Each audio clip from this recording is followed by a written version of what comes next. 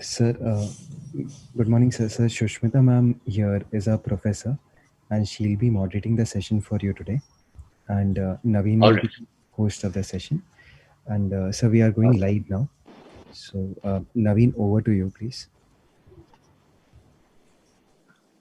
Distinguished panelists, respected Director Dr. Manoj Ketewari sir, Dean, Student Affairs Dr. Hima Date ma'am, esteemed guests and invitees, honorable faculty members, officers and staff of NITIE, media personnel, and my dear friends. It is with much pride and elation that I welcome you all to Prerana Business Meet 2020, an integral part of Avartan, NITIE's annual business festival that encompasses business, culture, and sport. The Prerana Business Meet has traditionally brought together some of India's highly illustrious leaders to discuss and share their views on the trends and contemporary issues of the industry. This year, we have lined up some of India's best CEOs to enlighten us on the central theme, building self-reliant India, an invaluable part of global economy. The National Institute of Industrial Engineering was established in the year 1963 by the Government of India and the United Nations International Labour Organization. The endeavor was to create a center of excellence that would generate solutions to the conundrums of an aggressively expanding industrial order and to upskill the next generation of techno managers. I now request Dean Student Affairs Professor Himadati ma'am to welcome the esteemed guest, Mr. Keki Mistry, CEO and Vice Chairman, HDFC to NITIE Mumbai, and deliver the welcome speech.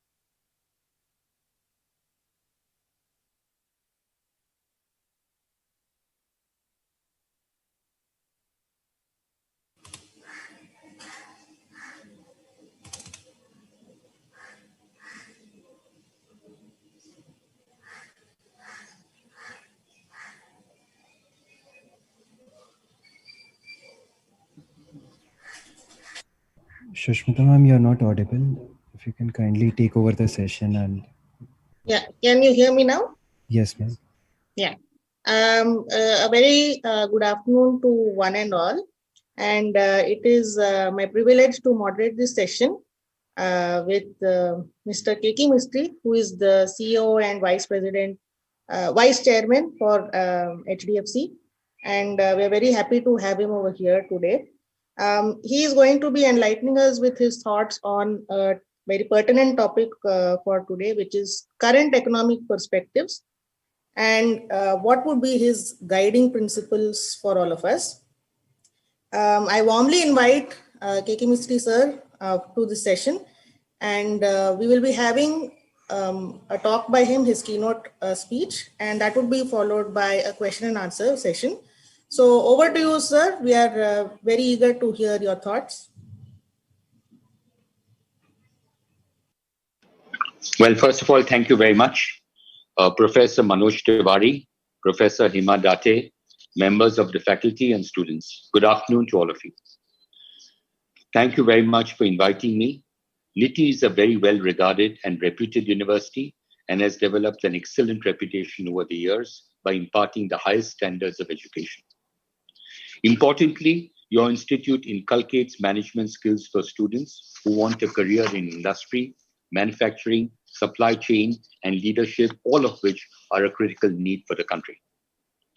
India aims to be a self-reliant manufacturing hub, and NITIE will play an important role in achieving that objective. This was even validated by the Times of India, which said that this prestigious institute has been instrumental in changing the lives of all its students for the better by training young minds to be a good fit for relevant industries. I will divide my talk today into two parts. I will begin by giving you a sense of the way I see the economic situation, both globally and in India.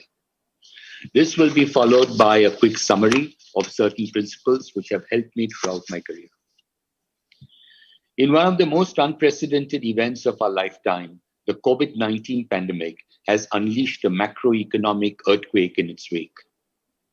The sheer scale and speed of the unfolding human tragedy is overwhelming. Personally, I never imagined in my wildest dreams that a virus outbreak of such gigantic proportions could happen in my lifetime. COVID-19 threatens to leave a permanent emotional and psychological scar long after the crisis is over. The rumblings of the pandemic began in December 2019, or that is at least when we first heard about it. But like other epidemics in recent memory, it was thought that the spread would be limited and a cure would be found soon. For instance, epidemics such as SARS and the H5N1 avian influenza that occurred in the early 2000s each had an impact of just 0.1% annual GDP loss to the global economy. It is estimated that the total fatalities from both these global epidemics was just over 1,000 lives. COVID-19 is different as the transmission is faster and it transmits through carriers who do not show any symptoms. The economic costs too are extremely difficult to comprehend. Almost all economists are unanimous in their view that the COVID-19 crisis is worse than the financial crisis of 2008.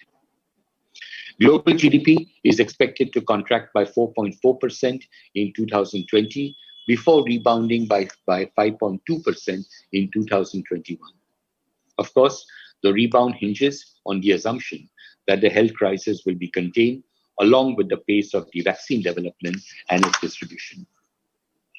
Positively, in its recent report, IMF has cautiously suggested that the worst may be over as global GDP performs stronger than anticipated in the third quarter of the current calendar year. Incidentally, the US economy grew by 33.1% in the third quarter, indicating that their recovery has picked up pace. The mood across the world is more optimistic now, and governments are working towards getting people back to something close to normal. There is recognition of the need to increase office footfalls, which would help improve public confidence. However, I would say that we need to continue to be wary of the fact that we do not get a second wave of this virus, as some of the European countries have been seeing. That could deter the economy further. As regards India, as you all know, we enforced a very strict lockdown from March 25th up to the end of May. The economic cost of the lockdown, which began on March 25th, has been enormous, with certain sectors such as agriculture, airlines, hospitality, real estate, and retail being significantly impacted. India's GDP grew by 4.2% in FY20 against the earlier estimate of 5%. The fourth quarter GDP grew by 3.1%, reflecting the impact of the first week of the COVID-19 lockdown. Hence, I am not alarmed by the 23.9% contraction of the first quarter GDP numbers for India.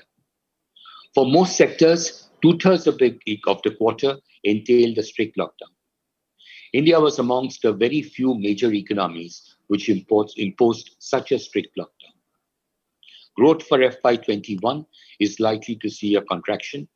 The RBI estimates that India's GDP will contract by 9.5% in FY 2021, followed by a strong growth of 20% in Q1 of FY22. But that is against a weaker base, a lower base. It is important to reiterate that India is not an outlier with its GDP contraction. As regards corporate India, the overall performance during the first quarter of 2020 was as expected weak. The weak performance was led by manufacturing companies, while services sector companies, especially those in the IT sector, remained in positive territory. We have clearly seen signs of this in the July to September quarter. In fact, in several businesses, the month of September 2020 showed a growth over the month of September 2019, clearly showing that the worst is behind us and that the recovery is a lot faster than what was earlier anticipated. But let me put a caveat to that. The caveat is that this is on the assumption that we do not get another second major reoccurrence of COVID-19 and another major lockdown. Indicators show that manufacturing firms especially expect the capacity utilization to recover in Q3 of FY21, which is the October to December quarter, and gain traction from Q4 onwards. Currently, we are witnessing an improvement in the Indian economy on a month-to-month basis. And we can expect that by the end of the December quarter, the performance of most businesses will be better than what used to prevail in the pre-COVID period. At HDFC itself, contrary to our own earlier expectation of a much more gradual recovery, we made almost a full recovery on individual housing loan disbursements from the month of September onwards. Our individual loan disbursements during the quarter July to September was 95% of what it was in the previous year's July to September quarter.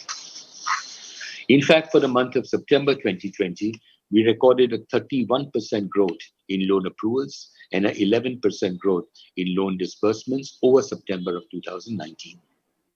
Some sectors, such as e-commerce and agriculture, have performed well during the lockdown, and there are clear signs of revival in rural demand. Blue-collar jobs, as well as the auto and the real estate sectors, have seen a little bit of a flip during this period. Pent-up demand is expected to unfurl in the coming months. In fact, small towns are outpacing some of the major metros in terms of consumption.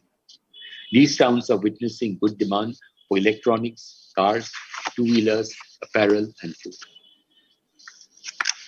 The Reserve Bank has been very proactive and has introduced a host of measures, including reducing the repo rate twice since March by as much as 115 basis points to a current level of 4%. The only previous instance when the repo rate was reduced to sub 5% was in April 2009 during the global financial crisis. The central bank has infused an estimated rupees 12.3 lakh crores or 6.1% of the nominal GDP so that corporates have enough liquidity and better access to working capital. To augment liquidity in the system, the RBI reduced the reverse repo rate, cut the cash reserve ratio, conducted targeted long-term repo operations, and introduced refinancing facilities. Whilst RBI has done a commendable job in continuing with its accommodative stance, bank credit has still not picked up to the level to which one would have liked. This is especially to the weaker players, as there continues to be a certain amount of risk aversion in the system. Bank credit is hovering around 5.5% to 6% year on year, compared to over 10% in the previous year. To ease the financial stress due to the intense disruptions caused by the COVID-19, the RBI has permitted banks and financial institutions to allow a moratorium on payment of installments for all term loans outstanding on March 1st, 2020. The extension of the moratorium was subsequently allowed right up to has ended. Banks and financial institutions are very closely monitoring the repayment of money from borrowers. RBI has taken note of the fact that the economic fallout on account of COVID-19 has led to financial stress for a large number of borrowers across the board. The resultant stress could impact the viability of corporates with previously good track record, as their debt burden has risen significantly compared to their cash flows. RBI has said that such a widespread impact could pose significant financial stability risks. Accordingly, RBI has approved a one-time restructuring plan for eligible corporate exposures as well as for personal loans. There is recognition on the part of the authorities that some sectors have suffered considerably more pain than others and would therefore merit a different treatment to enable the recovery. To explain further, a loan restructuring allows lenders to reschedule loan repayments or extend the loan tenor depending on the current repayment ability of the borrower. There were some concerns raised on the higher inflation rate, which has been well above 6% since June 2020. However, there is consensus that the high rate of inflation is caused by supply disruptions, including labor shortages and high transportation costs. Inflation should ease in the coming months as the economy unlocks and activity normalizes. I do believe that India's pace of reforms needs to continue. Foreign investors need to be given the confidence that India is not headed for a structural slowdown. Sound regulatory policies and implementing structural reforms will help India attain a swift economic recovery. However, there are a lot of positive signs as far as our economy is concerned. Firstly, India's foreign exchange reserves are at a very comfortable level of US dollars 555 billion as of October 2020. This covers 14 months of imports. India is now the fifth largest holder of reserves after China, Japan, Switzerland, and Russia. Secondly, India has been helped by low oil prices, which currently are hovering around US dollars 40 per barrel. India imports 80% of its oil requirements, and hence import costs will become cheaper. India's current account deficit is steadily falling over the years. During FY20, the current account deficit stood at just 0.9%. In fact, India achieved a current account surplus of 0.1% in Q4 FY20 and 3.9% in Q1 FY21. We may expect a continued payment of balance surplus in the coming period, to a great extent helped by falling oil prices. The rupee has performed well during this period and has depreciated by about 6.5% against the US dollar since January 2020. In this regard, India is better off than many of the other emerging countries such as Brazil, Russia, South Africa, whose currencies have depreciated in mid to high teens against the US dollar. In fact, the Indian rupee has actually appreciated marginally, of course, from rupees 75 levels in May to about rupees 74 levels currently. During FY20, India received foreign direct investment of US dollars 49.98 billion, a 13% growth over the previous year. Over the past few years, India is progressing on the World Bank's Ease of Doing Business Index. Last year, India recorded a jump of 14 numbers to be ranked 63rd. India's monsoon for the year is above normal. The Kharif crop cycle has not been affected by the crisis. Further, it is estimated that rural unemployment has come down significantly thanks to Narega and Kharif sowing. The RBI has said that the outlook for agriculture continues to be robust. COVID-19 has provided a huge opportunity for India to establish itself as the manufacturing base for Western countries. India also has immense global opportunities in sectors like IT, back office, healthcare, fintech, and e-commerce. India is also rapidly digitizing. India's digital economy is expected to be US dollars 1 trillion in 2025, when the total economy touches US dollars 5 trillion, that is 1/5 of the Indian economy will be digital. India has almost 700 million internet users and has immense potential to grow manifold. The high-frequency data, be it e-toll collections, e-way bills, digital transactions, two-wheelers, passenger vehicles, tractors, freight, all these have shown sequential improvement, particularly in the second quarter. There was also a sequential improvement in the GST revenues and a steady improvement in the PMI manufacturing index. These indicators show that the worst is behind us. I think it's very important for all of you to recognize that penetration in India is extremely low. This implies a huge potential for growth. For example, the mortgage to GDP ratio in India stands at 10%. To give you examples of other countries, in China it is 26%, and in the US the ratio is 53%. Other indicators include insurance premium in India stands at 3.7% of GDP. Malaysia, Thailand, and China all have ratios closer to 5% of GDP. So the point I'm making is that there is so much of underpenetration that is existing in financial services that the scope, the opportunity for these businesses to grow manifold in the years to come is huge. Also look at mutual funds. If you look at mutual fund penetration, it is 13% of GDP, 13% of GDP in India. This compares to as much as 114% in the US and 73% in the UK. Lastly, and also very importantly, we have favorable demographics. India accounts for 17% of the world population, or 1 out of every 6 person in the world is an Indian. 66% of this population is under the age of 35 years. India's middle class is estimated to rise from 250 million individuals currently to about 800 million by 2030. India is a domestic consumption-based economy. Private consumption forms as much as 60% of India's GDP.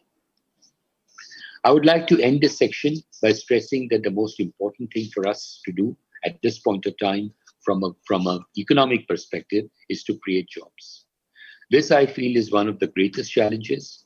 It is estimated that India needs to create 10 million jobs every year till 2030.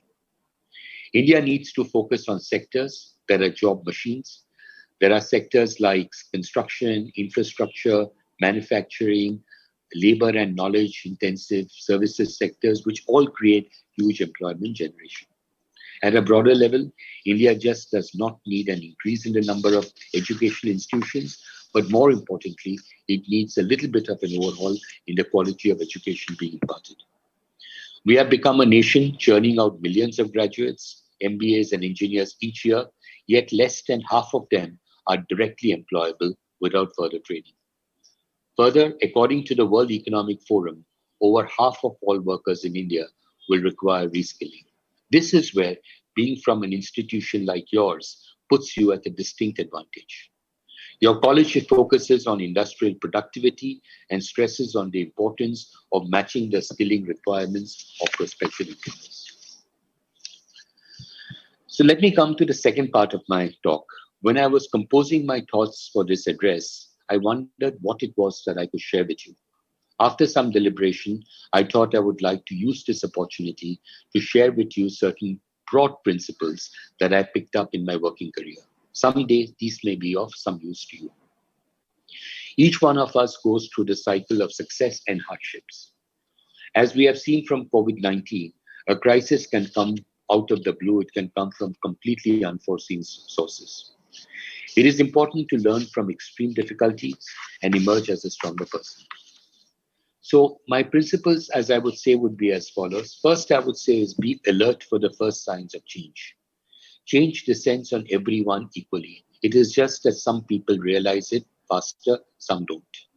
Some changes are sudden, but many others are gradual. While sudden changes get attention because they are dramatic, it is the gradual changes that are ignored till it is too late. You must have all heard the story of the frog in boiling water. If the temperature of the water is suddenly increased, the frog realizes it and jumps out of the water. But if the temperature is increased very slowly, 1 degree at a time, the frog does not realize it till it boils to death. So therefore, it is very important for you to understand and to keep seeing and keep monitoring what changes are happening from an economic standpoint, from your own standpoint. When you start your professional career, you will realize that it is critical to be alert for changes in the external environment, which could lead to your skills or businesses becoming obsolete. Technological changes, for example, have proved to be disruptive for many businesses. You must develop your own early warning system, which warns you of changes and calls your attention to it. Second, I would say, anticipate change even when things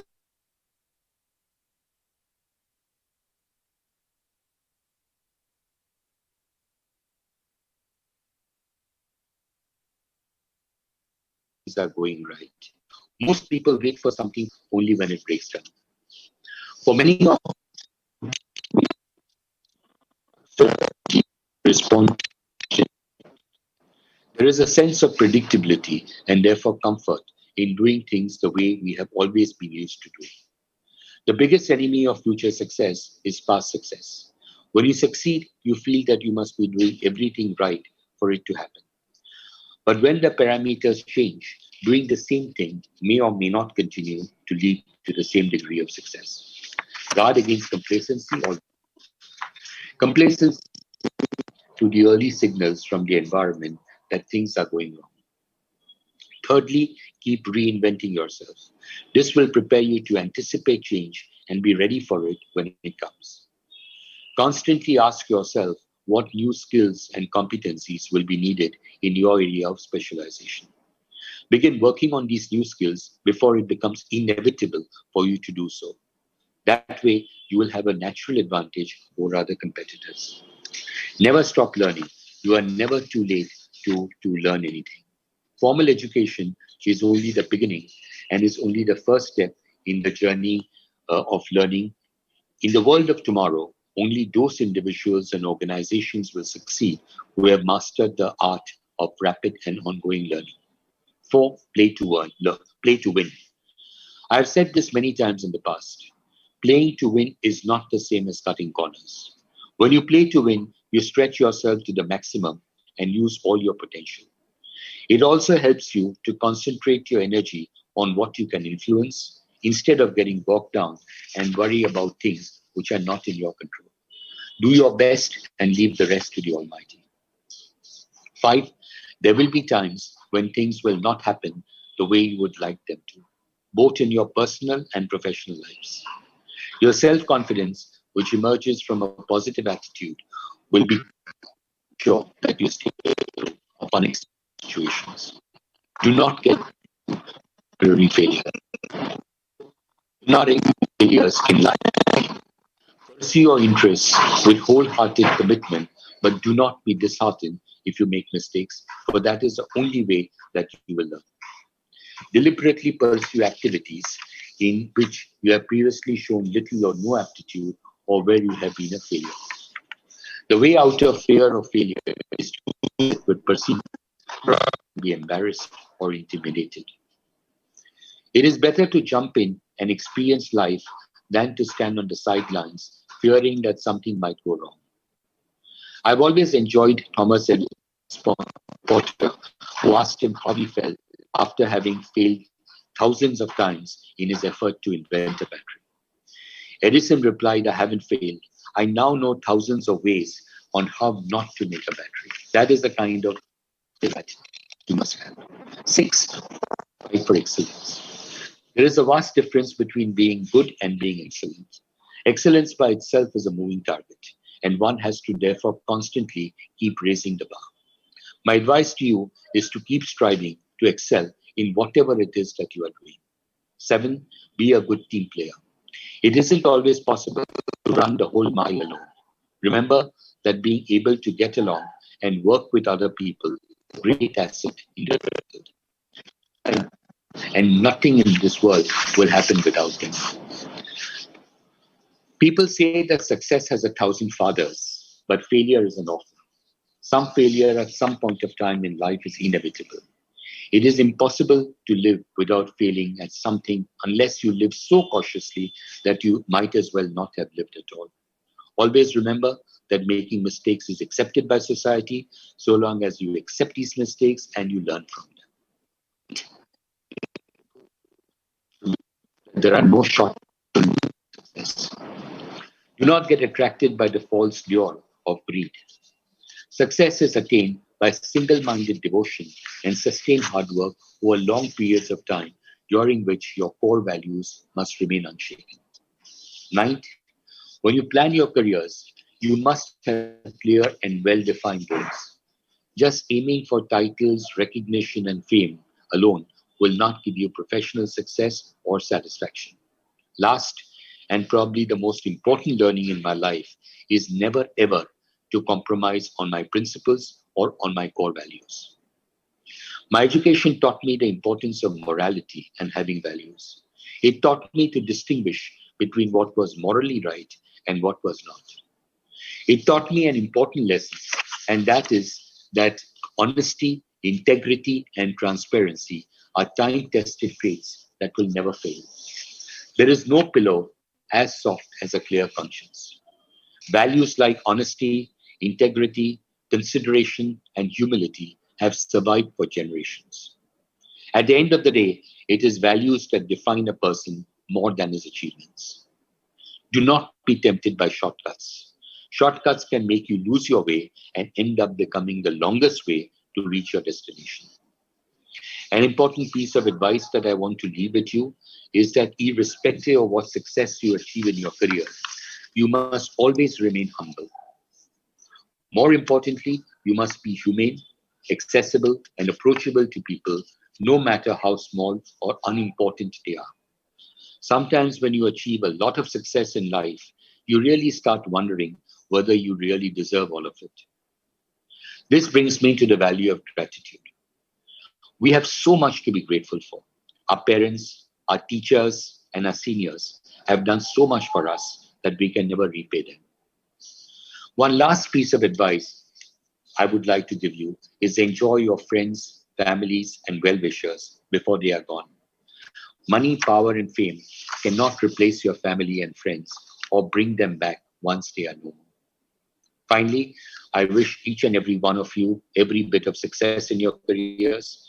It has truly been a privilege to talk to all of you, and I wish all of you the very best for the festive season. Thank you very much. Thank you so much, sir, for your very positive words. It's very nice to hear a very positive signal from the industry on signs of recovery happening, and also very good lessons that we have learned from the pandemic as such. I was just wondering if you had a few minutes that you could spare with us so that we could ask you a few questions that we have received. Please do so. Yes, yes. Sir, one of the things as an Institute of Industrial Engineering is that we have a focus on productivity, as you have mentioned, and process improvements. And one of the ways to get into a more productive era has been through digitalization, as we have recently seen in many instances. Now, around the time of the pandemic, we were exploring a lot of new technologies. We were already within the era of digital payments, and also started exploring new computational techniques like quantum computing and blockchains, so on and so forth. And right now, having virtual meetings has become the norm also. So there's technology everywhere. How has the banking industry started adopting these kinds of technological advancements, and what are the new things that we can expect from this sector? See, banking has adopted technology very, very early in life. For example, at HDFC, when I joined in 1981, many, many years ago, 40 years ago, we were automated, even in those days when automation in India was relatively unknown.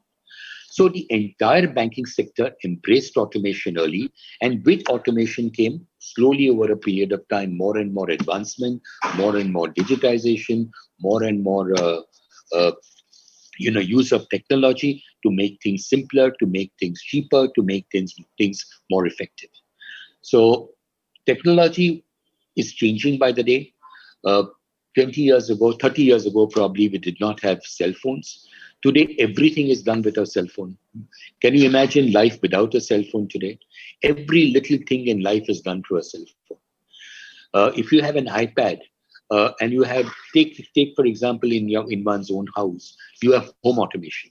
So in your iPad, by pressing a button, you can move the curtains, you can switch on the fan, you can switch off the fan, you can increase the fan, you can air conditioning, you can start some music, you can do just about what you wanted. So everything revolves around automation, it revolves around digitization. The banking industry, for example, you go to certain countries, you don't need to even carry a wallet. If you just have one card, your card is enough to make you live a 30-day vacation or a 30-day visit to any other place. That card will open doors. It will enable you to pay for tollways. It will enable you to pay for just about everything. So that's what digitization is all about. Competition in the banking industry has increased manifold, not just in India, all over the world. And the only ones who will survive in the long term are ones which have embraced the latest of technology. Technology does not come to a standstill. What was there today will be better tomorrow. What was there tomorrow will be better the day after tomorrow. So with every day, technology will keep improving. There's a lot that is being done. What will come up 1 year later, 2 years later, I don't know. Today, things which are being done were not envisaged 3 years ago. So a lot of changes are happening, and technology is extremely important for the banking industry. Thank you, sir. One of the popular questions and queries that we get from our students and has been about banks handling issues of bad debt and NPAs and loan defaults. Now, the banking industry has in some ways got a bad rep of sorts when it comes to handling these bad assets. What has been happening in the current scenario, and what are some of the new advancements that we can expect? What are some of those positive pieces of information that we could expect from the banking sector? From your experience, please share with us. See, NPLs is the biggest problem facing the banking industry for the last 50 years in India.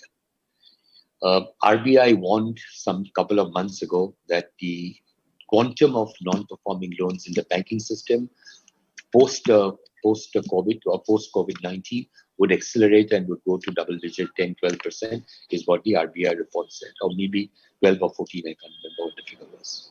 So clearly, NPLs has been always a big worry. Now, where do NPLs happen? There is two kinds of lending that happens in the banking system. One is retail lending, the other is wholesale lending. And in wholesale lending, in between, you have this lending to the SME community, which is small and medium industries. Now, many businesses, unless there is someone willing to lend money to businesses, entrepreneurship will never happen in India. You need a bank to provide funds to someone to start some industry, to start something small. It could be a small business, it could be a shop, it could be just about anything. But you need funds for that, and the banking industry provides that fund, that provides those funds. Now, every business is not going to succeed. We know that. History shows that many businesses do fail for no fault of the promoter, either because the technology they adopted was not right, or things changed, or whatever be the reason. Now, if the business fails, you run into the situation of non-performing loans. You take real estate, for example, construction, for example. If there is a delay in sales, the developer does not have enough money from selling existing units to be able to pay off the lender, then the lender has to report that loan as a non-performing loan. So, non-performing loan is part and parcel of the business of lending. If there was nothing like a non-performing loan, then why should anyone pay any interest on the loan? Why should a bank want interest when it gives money, if all the money is going to come back? So there is a risk. The bank has to manage that risk. It's all about managing risks. The bank has to manage that risk as well as it can to ensure that its non-performing loan number is as low as it is kept. Now, what are the ways to change that? I think the legal system in India probably needs a little more push, where you can take a person, finish a foreclosure process very quickly. Today, what happens is that any aggrieved party can go to several forums and keep saying that, look, put a stay on this repossession or whatever it be. And that continues for a long period of time. Now, what happens is with every passing day, the interest meter keeps mounting. And therefore, the legal system should be such that it should provide a very quick and efficient resolution of cases. That is really the need of the hour.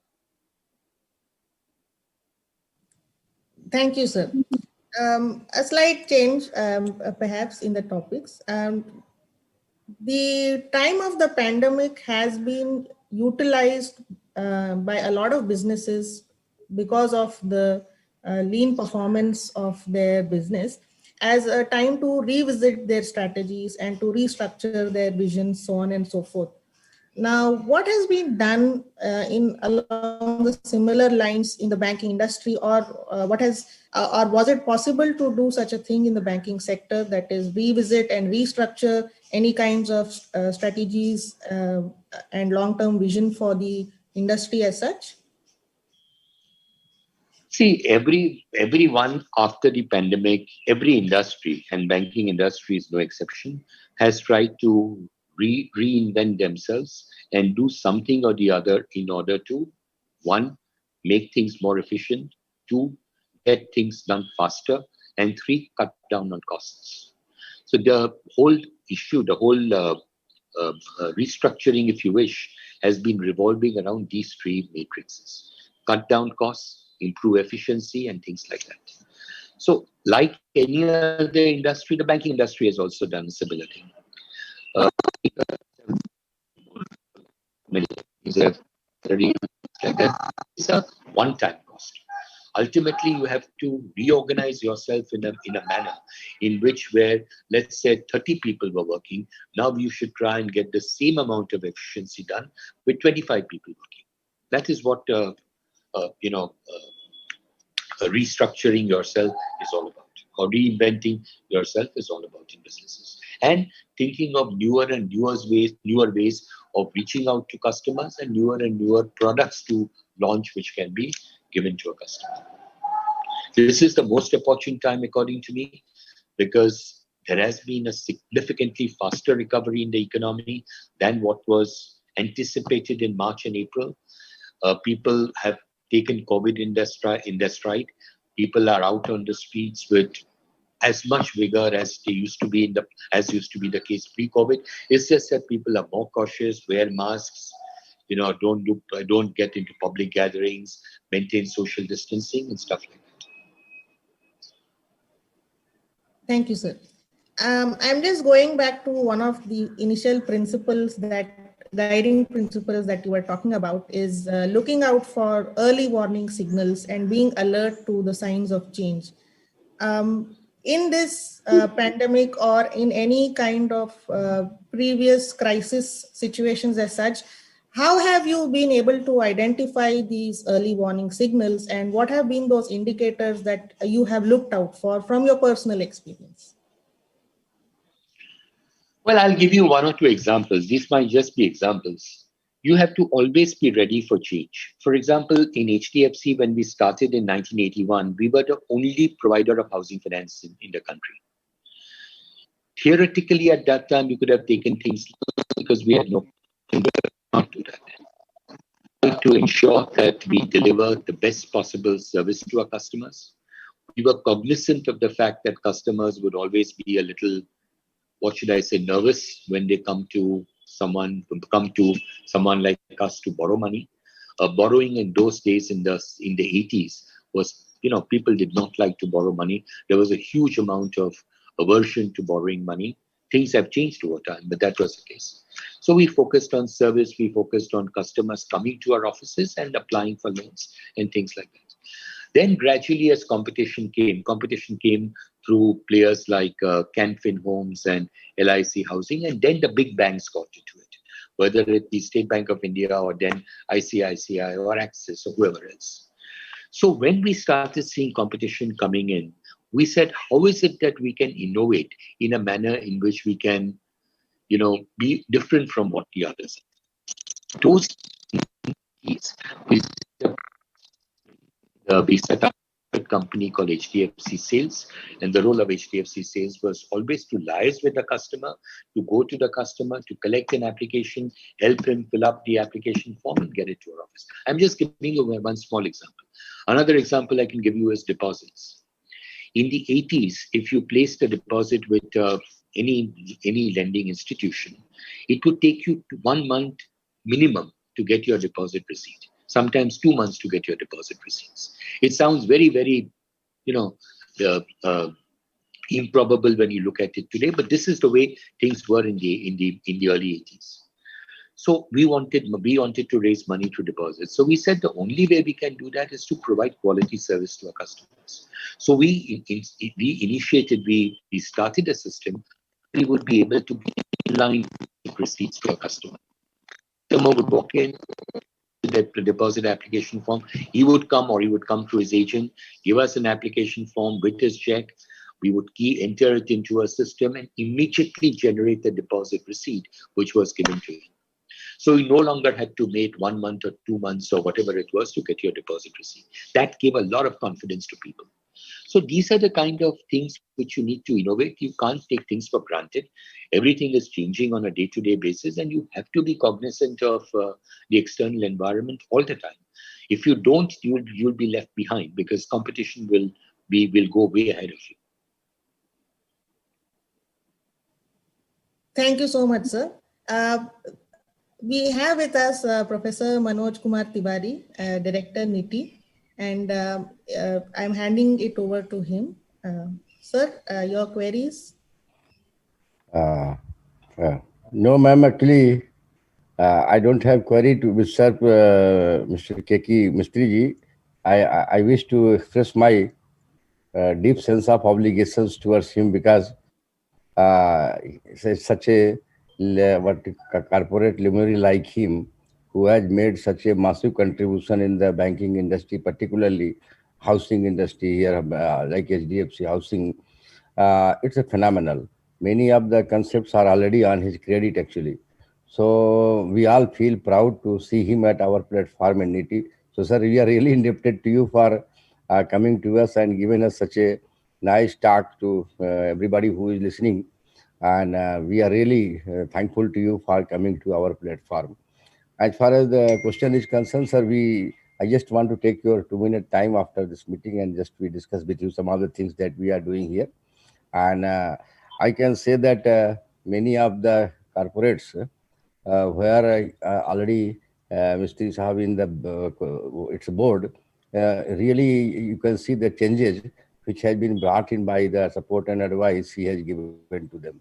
So it's unparalleled, and we sir bow down our head to salute your prowess in that domain, and we hope that continued interaction with you, sir, in days to come up. So I can say this is from my side, sir. And Susmita, anything else you want to say that you can go ahead with it. Thank you, sir. Thank you so much, sir, for your thoughts. Mistry, sir, I think we just have one final query from you as to what kind of upskilling should our students be looking forward in this kind of an uncertain circumstances that we are coming out of, and what is the vision that you have for our students to get into the industry in the coming days? I think the government is cognizant of that the single requirement today is for the economy is to create jobs, because jobs will lead to income in the hands of people. Income will lead to consumption as people will go and spend that money. And as people spend money and as consumption increases, manufacturers will have to produce more to satisfy that demand. And in order to produce more, they will have to set up new factories or new outlets or hire more people, which in turn will create more employment. So I think this is going to be, to my mind, the single biggest lead of the economy, and the government is fully cognizant of that. And therefore, I would expect greater and greater focus from the government on taking various measures to create jobs. Now, what are those jobs? There are jobs required in any kind of industry, technological jobs, engineering jobs. I know your institute is not into medicine and things like that, but doctors, This health crisis has shown us the shortage of health facilities and health-related personnel in this country. So in a banking industry, so IT industry, so every industry is going to require jobs. So depends on the aptitude of the individual on board he or she is best sort of suited for. Thank you so much, sir. Thank you very much for your thoughts and for sharing with us your pieces of advice. I am now handing it over to student coordinator Naveen to conclude the proceedings for the day.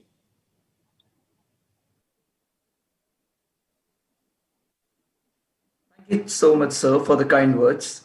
I would now like to conclude the session by thanking Mr. Keki Mistry for his valuable time. We are privileged to have listened to your perspectives, and I believe all of us who have listened to you today have been grateful for the same. I would also like to thank the NITIE fraternity, especially our Director Professor Manoj Tiwari sir and Dean Student Affairs Professor Hima Date ma'am for supporting us to make the event such a success. I would also like to thank the moderator Professor Susmita Narayan ma'am for moderating the session in a seamless manner. Finally, I would like to invite the organizing team, the Prerana Management Group members, and the faculties to click a virtual photograph with the guest.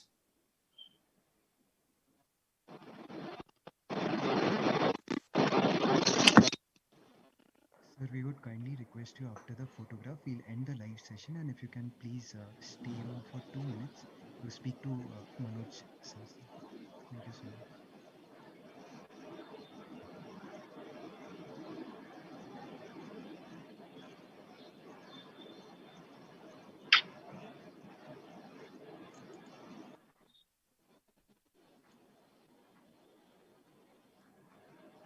Vikas, let us know when the live stream is ended.